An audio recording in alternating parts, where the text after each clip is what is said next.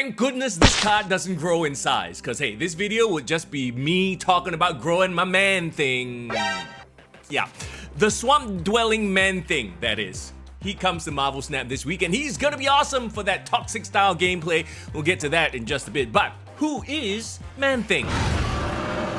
Okay, we caught a glimpse of him in the MCU in the Werewolf by Night special presentation on Disney+. But in the comics, he first appeared in Savage Tales issue 1 back in 1971. Dr. Ted Sallis was a biochemist working in the Everglades for S.H.I.E.L.D. to recreate the super soldier serum that had created Captain America. The techno-terrorist group AIM conspired with Dr. Sallis' wife, who was bitter at him because he had ignored her for his work, and AIM ambushes Dr. Sallis. He destroys the notes to his serum, which he had completed and memorized, and flees with the only sample, injecting himself with it in hopes of saving himself.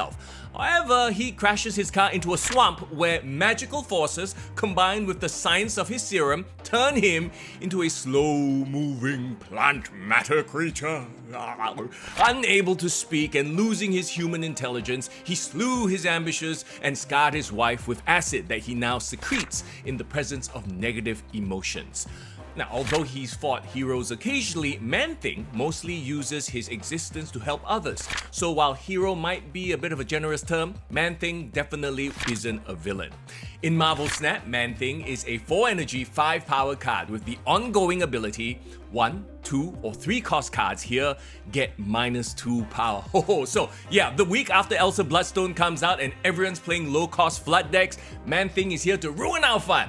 I see what you're doing there, Second Dinner. Okay, so Man-Thing is gonna be great against Zoo, Flood, basically any deck that wants to put out a lot of small cards. Of course, we don't know what our opponents are gonna be playing, right? So how about we put some low-cost crap on their side? Toxic style, Green Goblin, Debris yeeting rocks over, Viper tossing over the hood. Hey, if you have Viper, might as well pack Sentry as well to yeet over his void.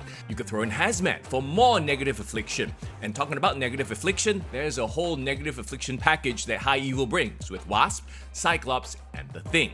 Of course, you protect yourself with Luke Cage while you're dealing with all this toxic gunk. And here's the thing though, Luke Cage is the counter to Man-Thing, and I foresee a lot of people packing Luke Cage in their decks for the first week of Man-Thing's release. So it's gonna take a while to see where he falls in the meta. I suppose you could say Luke Cage is not impressed with your Man-Thing. Sweet Christmas. Okay, you got Luke Cage, might as well bring Lizard. If you have Lizard, might as well bring Enchantress to remove Lizard's negative ongoing and to nullify your opponent's Luke Cage. We got ourselves a little deck here.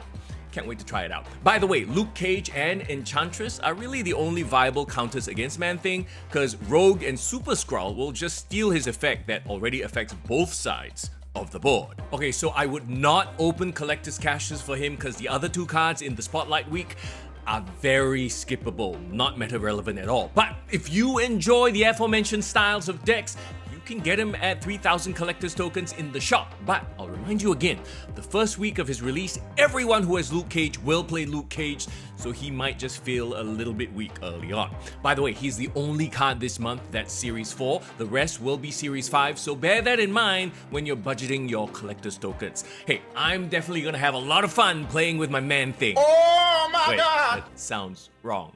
I mean,